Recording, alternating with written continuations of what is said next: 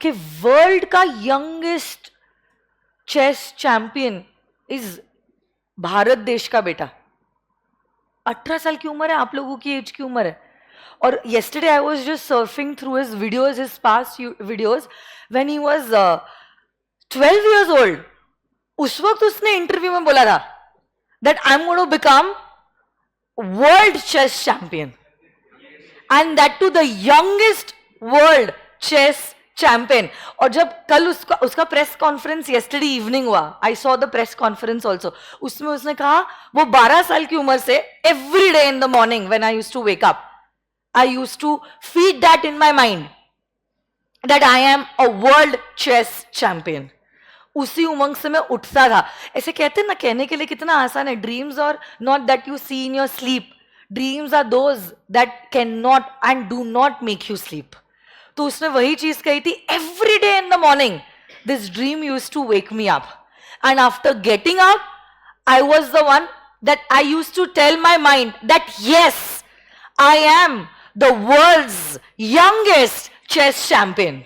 ये चीज मैंने अपने माइंड को बताई है। पहले तो मैंने अपने माइंड को एक्सेप्ट करवाया है कि ये चीज पॉसिबल है, और फिर I started working towards it because this thought the very morning gives me the energy and then the whole day I work towards it. Consistently every day I work towards the same.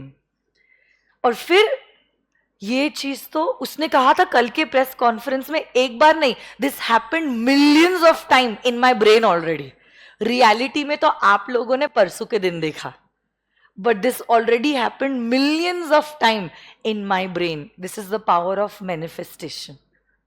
अगर आपने दिलजीत दोसांझ का interview कभी देखा है क्या, the singer, उसका भी कभी अगर आपने इंटरव्यू सुना होगा, उसको इंटरव्यू में पूछा था कि आप इतने पॉपुलर हो गए, इतने फैंस और क्या crazy people following you and coming in your concerts, क्या आपने इसके बारे में सोचा था कभी?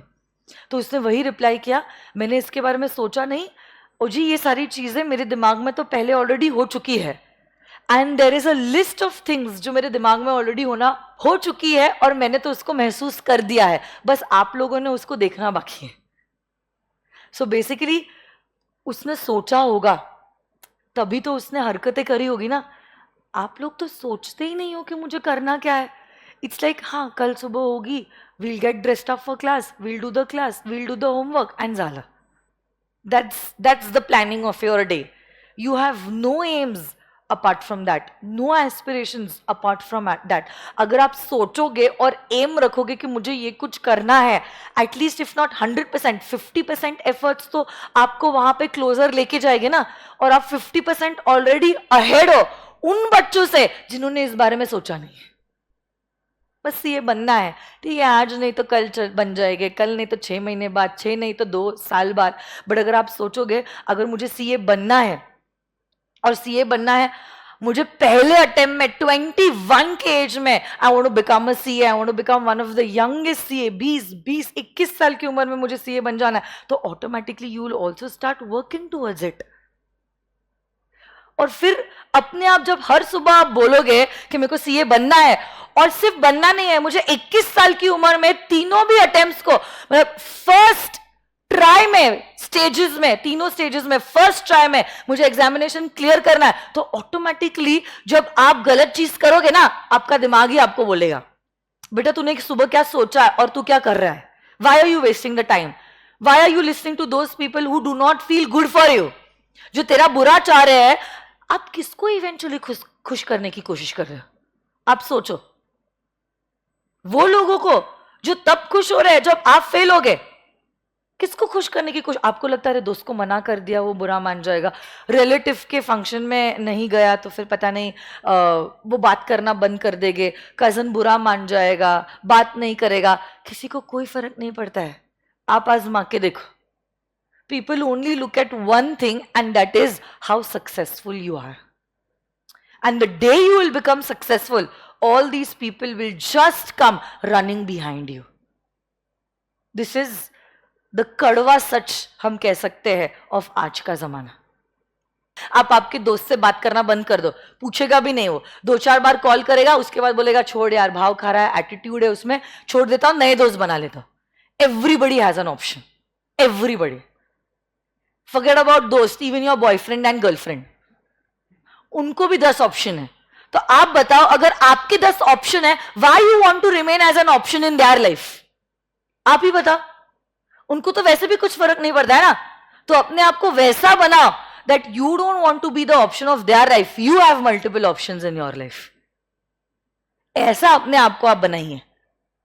आप देखो, everybody is only running behind those people who are successful, nobody likes people who are a failure in their lives. उसके लिए अगर आपको कुछ टेम्पररी फेस के लिए है ना, 6 महीने बाद आपका एग्जाम है ना, 6 महीने अपने आप को कट कर दो सारे फ्रेंड्स, सारे रिलेटिव, सारे टॉक्सिक पीपल से, और एक ही गोल रखो, मैं अपना करियर और मेरी पढ़ाई, और इस नॉलेज के बीच में कोई नहीं आएगा, जो आएगा साइडलाइन कर दूंगा मैं। ये आपका एटीट्यूड होना चाहिए। और फिर देखो क्या जोश से, क्या उमंग से, क्या भागोगे आप आपके गोल की तरफ, और फिर ये लोग सब आपके पीछे भागे। और वही अगर आज आप इन लोगों के पीछे भाग रहे हो, कल जब आपका फेलियर वाला रिजल्ट आएगा ना, ये लोग मुंह नहीं दिखाएंगे आपको, और आपको देख के टर्न करके चले जाएंगे, वो लोग रास्ता चेंज कर लेंगे। What do you want in your life, you decide. मैं आपको बोल रही हूं, nobody is gonna think about you. और अगर आप भी अपने बारे में नहीं सोचोगे, आप तो दिमाग से ही हार गए हो। कुछ लोग सोचोगे मैम इम्पॉसिबल है, तीनों अटेम्प्ट, मतलब तीनों स्टेजेस फर्स्ट अटेम्प्ट में क्लियर करना हो ही नहीं सकता। आपने अपने दिमाग में ही हार मान ली है। रियलिटी में तो आप हारने वाले हो। पहले दिमाग में सोचो आपको क्या चाहिए। हर सुबह बोलो I am the best and I am going to clear all the 3 stages in the first attempt. अपने आप देखो, आपको एनर्जी मिलेगी काम करने के लिए। क्लास आने के लिए थकोगे नहीं आप, आपको बोर नहीं होएगा, क्योंकि आपको पता है ये बोर होने के परे और कुछ बिगर ड्रीम्स है, बिगर एस्पिरेशंस है जो मुझे चाहिए।